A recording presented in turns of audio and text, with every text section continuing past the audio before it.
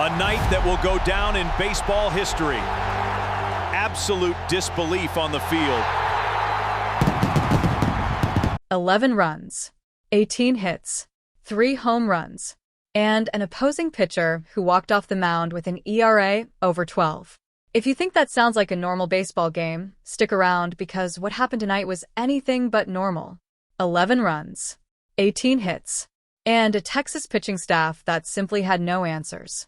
Let's break down exactly how the Houston Astros blew this game wide open against the Rangers and who the real stars of the night were. This one didn't start explosive. Through the first inning, both sides were scoreless, quiet, feeling each other out. But that calm didn't last long, because starting in the second inning, Houston's bats woke up and they never really went back to sleep. Let's talk about the guy who set the tone offensively. Jeremy Peña.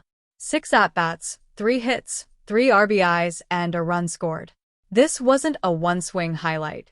This was a full night of hard, consistent contact, the kind of performance that quietly controls a game from the middle of the lineup. But if there's one name that stood out above everyone else on the field, it's catcher Yainer Diaz. 5 at-bats, for hits, one of them a home run, plus an RBI and 2 runs scored. That's about as complete an offensive performance as you'll see from a catcher in a single game.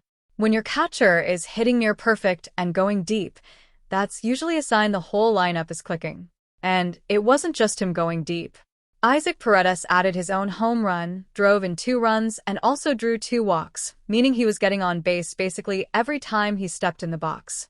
Christian Walker chipped in with a home run of his own and an RBI. 3 different Astros left the yard in this game. 3. That's the kind of power display that turns a competitive game into a blowout fast.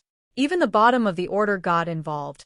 Cam Smith legged out a triple and scored twice. Yordan Alvarez, one of the most feared hitters in the league, didn't even need the long ball tonight. He simply got on base and drove in runs, finishing with 2 RBIs of his own. Now let's flip over to the pitching side because this is where the game really got decided.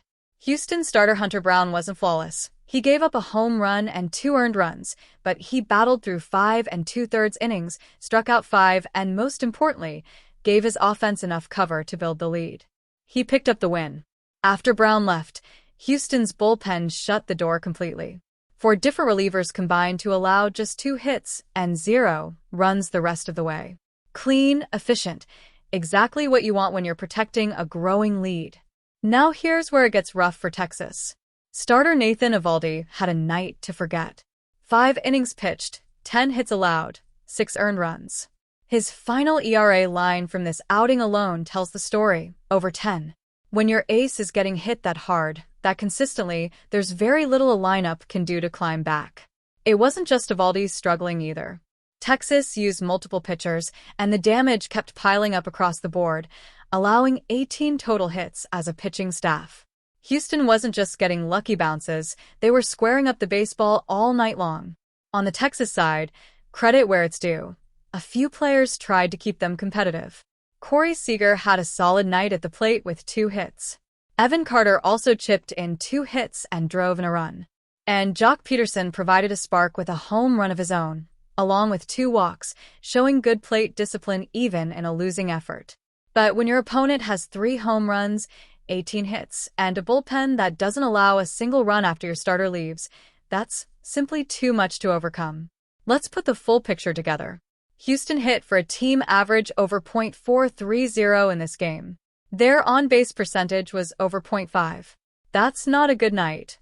That's a dominant one. Meanwhile, Texas's pitching staff finished with a combined ERA north of 12 for this outing.